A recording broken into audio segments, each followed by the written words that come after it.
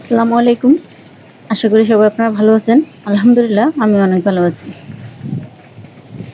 তো আজকে অ্যা থাম্বনেল দেখে তো এতক্ষণে বুঝে ফেলছেন যে আজকে কি নিয়ে আলোচনা করব। তো করলা গাছের অ্যা কয়েকটি দিক যদি আমরা ফলো করি তাহলে সেখান থেকে মোটামুটি একটু ফলন আমরা পেতে পারি। তো আমি আমার করলা গাছে ১ম থেকে কি যত্ন করছি সেটা আজকে একটু শেয়ার করব। তো সেটা নিয়ে থাকছে আজকে আলোচনা। তো যারা ভিডিওটা দেখবেন আশা করি সম্পূর্ণ ভিডিওটা দেখবেন। আর দেখে যদি আপুর ভিডিওটা ভালো লাগে তাহলে সবাই লাইক, কমেন্ট, শেয়ার দিয়ে পাশে থাকবেন। আমার নতুন বন্ধু যারা আছেন চ্যানেলটা সাবস্ক্রাইব করে দিবেন। যারা করছেন তাদেরকে অসংখ্য ধন্যবাদ। তো এই যে এখানে দেখা যায় একটা চাল কুমড়ার চারা আছে। অবশ্য আমার একটা বেড খালি হয়ে যাইতেছে। ওটার মধ্যে ভালো হইছে যে এটা লাগিয়ে দিতে পারবো। তো এরকম একটা বীজ মানে গাছ থাকার পর থাকতে, থাকতে যদি আরেকটা বীজ এরকম রেডি থাকে বা চারা রেডি থাকে তাহলে কিন্তু ওই বেডটা আর খালি থাকে না।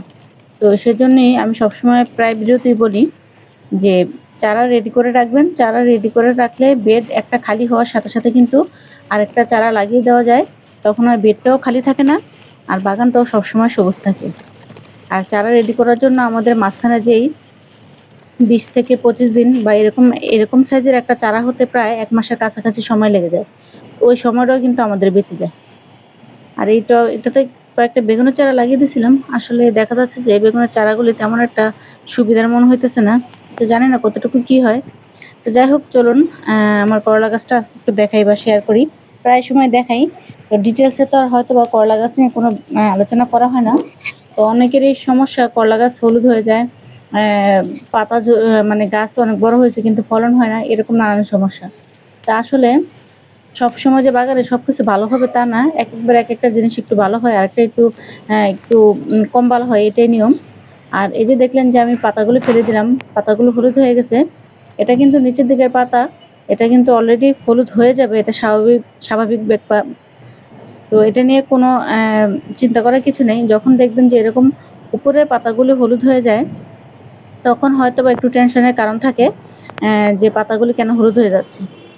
তো এই করলা গাছটা যখন উপরের দিকে আপনার চারাটা করবেন, চারা করার সাথে, সাথে যখন চারাটা ১ হাত মতো বড় হবে, তখন চারার একটা যত্ন আমি নিছি। সেটা আমি আমার চ্যানেলে দেওয়া আছে। করলা গাছের শিকড় কিভাবে মজবুত করতে হয়।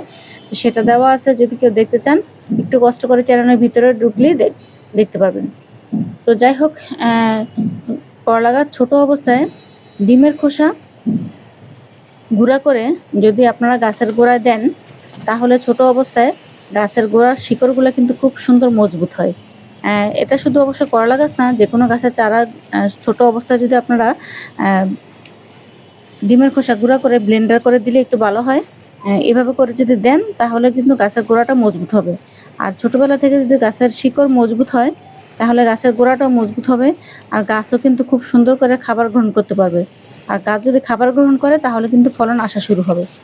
আর গাছটা যখন বড় হবে, যখন দেখবেন যে ফুল আসার সময় হয়ে গেছে বা গাছে কলি আসতেছে, ঠিক সেই সময়টাতে গাছে কিছু খাবারের প্রয়োজন থাকে, এক্সট্রা খাবার। তার আগে তেমন খাবার না দিলেও হয়। আর বেডটা যদি ১ম অবস্থায় ভালো করে রেডি করেন তাহলে শুরুতেই তেমন একটা খাবার গাছে দিতে হয় না। যখন দেখবেন যে গাছটা একটু উপরের দিকে উঠতেছে, ফুল ফল আসা শুরু হয়ে গেছে, তখন গাছে অবশ্যই একটু এপসম সল্ট আর একটু পটাশ জাতীয় খাবার, যেটা আমি ব্যবহার করছি, ব্যবহার করে দিবেন। আর গাছের ফলন ভালো করার জন্য অবশ্যই তো ভালো বীজ, আমি সবসময় বলি ভালো বীজ মানে ভালো গাছ আর সুস্থ গাছ। আর সুস্থ গাছ মানেই ফলনও মাশাআল্লাহ ভালো, এরকম। তো আমার এই বীজটা হচ্ছে লম্বা করলা জাত। তো দেখা যায় কি লম্বা করলা একটু কম হলেও সমস্যা হয় না। ১ টা ২ টা হলেও কিন্তু আপনাদের হয়ে যায়। তো যাই হোক, আর বীজ যদি ভালো হয় তাহলে কিন্তু প্রতি পাতার গোড়ায়, গোড়ায় কিন্তু ফলন আসে।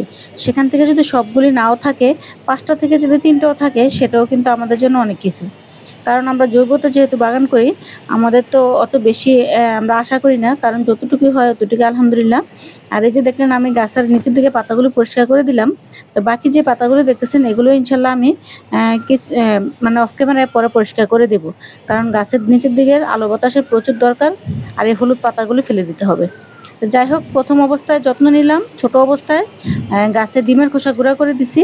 আর দ্বিতীয় যখন গাছটা একটু বড় হয়েছে তখন কিন্তু আমি পটাশ জাতীয় খাবার, যেমন কলার খোসা, আলুর খোসা, ভিজানো পানি, এগুলি আর হচ্ছে একটু অ্যাপসম সল্ট, এটা আমি ব্যবহার করছি। তো এটা যখন ব্যবহার করবেন তখন দেখবেন গাছে স্ত্রী ফুল পুরুষ ফুল দুটোই আসবে। আসার সাথে সাথে সেই ফুলগুলি যাতে ঝরে পড়ে না যায় সেটার দিকেও মানে গাছটা খুব সুন্দর শক্তিশালী হবে। এই দুইটা জিনিস আমি ব্যবহার করে গেছি। তা আপনারাও করলা গাছের যখন এরকম অবস্থায় আসবে তখন আপনারা এই জিনিসটা ব্যবহার করবেন। আর ইনশাল্লাহ আশা করি ভালো জাতের ফলন যদি ভালো জাতের বীজ যদি নিয়ে থাকেন তাহলে ইনশাল্লাহ ফলন অবশ্যই আসবে। আর বাগানে একটা গাছ যদি আপনার দু একটা থাকে তাহলে কিন্তু একটু ভালো হয়। একটাতে ফলন না হলেও দেখা যায় কি আরেকটাতে ফলন একটু হয়। তো আমার এখানেও একটা ছোট্ট করলা গাছ আছে, যেখানে এই করলা গাছটা কিন্তু প্রায় উঠেই গেছিল। একটা ভিডিওতে আমি দেখাছিলাম, এখানে ডাটা ছিল, ডাটা যখন উঠেছি গাছটা কিন্তু উঠে গেছিল। তো তারপর আমি একটু মাটি চাপা দিয়ে রাখছিলাম, তো দেখলাম আলহামদুলিল্লাহ মোটামুটি এখন একটু ডালপালা বের হইতেছে। তো দেখি ইনশাল্লাহ ফলন আসে কিনা, আসলে তো ভালো, আর না আসলেও তো কিছু করার নাই। আর এখানে যে করলা গাছটা দেখতেছেন এটা প্রায় শেষের দিকে, তারপরও দেখা যাচ্ছে যে একটা দুটা করলা আসতেছে। আর এই তো শশা গাছটা এতদিন ধরে বড় হয়েছে, তেমন একটা ডালপালা বের হয় নাই, ভাবছিলাম ফেলে দেবো। এখন দেখা যায় একটা শশা পড়া শুরু করছে, তো দেখি কতটুকু কি হয়। আর এই যে করলা গাছটা দেখতেছেন এটা থেকে প্রায় 5-6টা করলা আমি হারভেস্ট করছি, তেমন একটা করলা এখানে হয় নাই।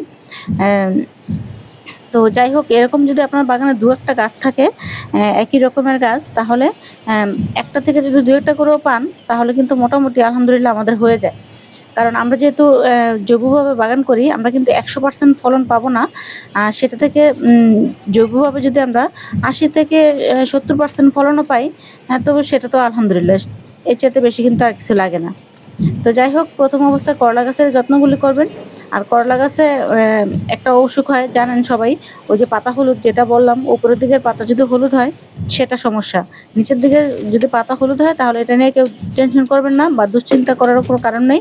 নিচের দিকের পাতা বয়স হয়ে গেলে এমনিতেও সেগুলি নষ্ট হয়ে যায়। তো যাই হোক, আশা করি মোটামুটি একটা ধারণা আপনারা পেলেন। আর দেখা যাচ্ছে যে গাছের গোড়া আমি বর্ষাকালে সবসময় খেয়াল রাখবেন। অনেকের কমেন্টস পাই গাছ মরে যাচ্ছে, গাছ নষ্ট হয়ে যাচ্ছে। তো আমি বারবারই বলি আপনারা একটু কষ্ট করে গাছের বৃষ্টির সময় গাছে কতটুকু পানি জমে বা বৃষ্টি চলে গেলে মাটিটা কেমন ভিজা থাকে সেটা কিন্তু অবশ্যই একটু খেয়াল রাখবেন। আমার গাছের গোড়াগুলি যতই ভিজা দেখেন কিন্তু মাটিগুলি অনেক ঝুরঝুরে। আর যদি দেখা যায় আপনার গাছের গোড়ায় পানি জমে থাকে বা মাটিটা একবারে কাদা কাদা অবস্থা থাকে, সেক্ষেত্রেও কিন্তু গাছ কিন্তু বাড়বে না। গাছের গোড়া পচে যাবে, আস্তে আস্তে গাছ হলুদ হয়ে যাবে, গাছ নেতিয়ে যাবে, এভাবে করে কিন্তু গাছগুলো মরে যাবে। তো এই জিনিসটা একটু খেয়াল রাখবেন, যেহেতু এখন বর্ষার সিজন চলে আসছে। এমনিতেই কয়েকদিন প্রচুর পরিমাণে বৃষ্টি গেছে, এখন আর বর্ষার সিজন চলে আসছে। তো এগুলো যদি আমরা খেয়াল না করি, আমাদের যে শখের গাছগুলি আছে, ভালো লাগার গাছগুলি আছে, সেগুলি কিন্তু আমরা বাঁচাতে পারবো না। তো খেয়াল করার পরেও যদি রাখতে না পারি সেটা অন্য বিষয়। তো এই হচ্ছে আজকের ভিডিও। আর আজকে তেমন বড় একটা ভিডিও দিলাম না, ছোটোখাটো একটা ভিডিও দিলাম। আশা করি এই কয়েকটা দিক যদি একটু ফলো করেন তাহলে ইনশাল্লাহ আপনাদের বাগানও খুব সুন্দর মোটামুটি একটা ফলন পাবেন। তো সবাই ভালো থাকেন, সুস্থ থাকেন। আল্লাহ হাফিজ।